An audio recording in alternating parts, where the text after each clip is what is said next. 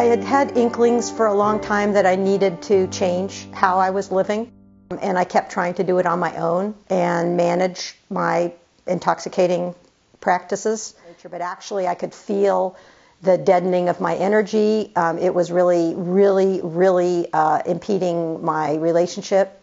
My partner was really getting more and more distant and tired of not knowing what he was going to come home to. It wasn't manageable anymore. I had felt like for decades that I had been managing it, but it was just getting more extreme. And I just had this feeling like I got to do something and I need help. And I knew that the AA, model just, it didn't resonate because I didn't feel like I was a permanently damaged, sick individual. Even though the behaviors that I were doing, I knew they weren't healthy. The wild, expressive one had to have a way that she could exist. And if that was, it was kind of like a deal that we made, you know, and she'd say, look, if you're not going to give me the time that I need, I'm going to drink and smoke because I need to exist.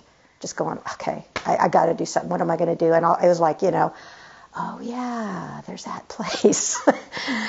God, I wonder, you know, could I do that? I just could not believe that every single practitioner that I worked with was just, you know, at the top of their game and that just had a way of being able to help me with exactly what it was that I needed. And that was from the body workers to the psychological angle, the spiritual, the physical, just as advertised.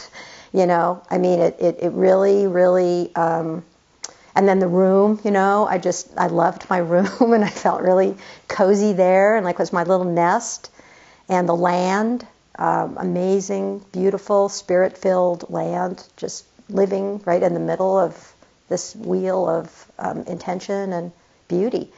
So, and the food, I mean, all of it, all these things that just came together and, you know, the bathtub, the sauna.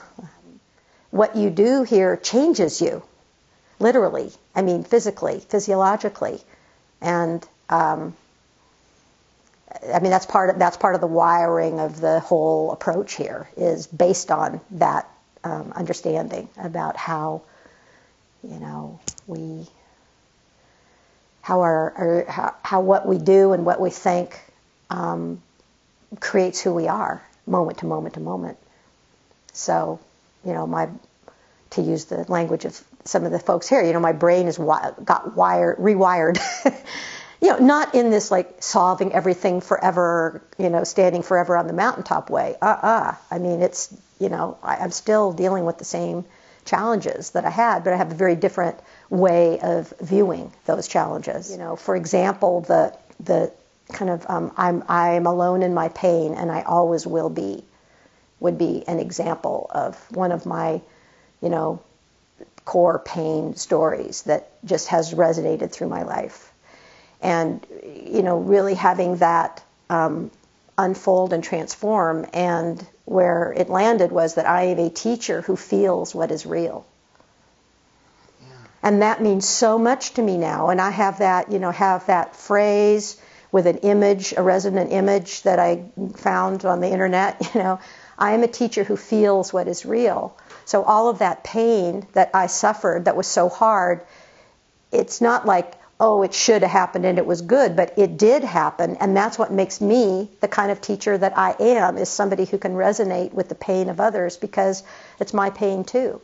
Now I have an ally, and it's like, you know, before having been alone with something, and now actually having a different, you know, having an ally that helps awaken and strengthen a different way to approach the circumstances. So when the feeling, say, of I'm alone in my pain and always will be arises, you know, rather than having the only option being either just getting overwhelmed by that and having an emotional meltdown, or going out and, you know, or intoxicating to try to shift the energy, or getting cranky with someone, why aren't you giving me what I need?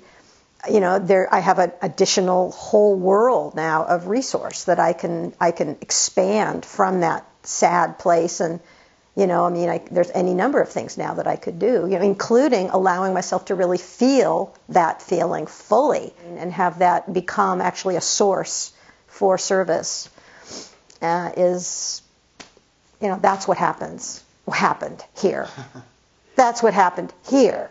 And maybe I would have a talk session with somebody and then would go into a energy bodywork session after that and be able to move the insights that I had received in the mind and heart, and actually then have somebody help me experience that in the body and release energy through sound, through movement, through, you know, interfacing with their energy.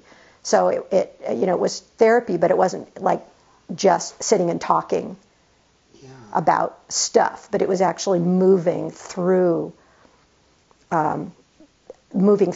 this process with the support of these people, you know, each playing their particular role of what their professional wisdom and personal wisdom.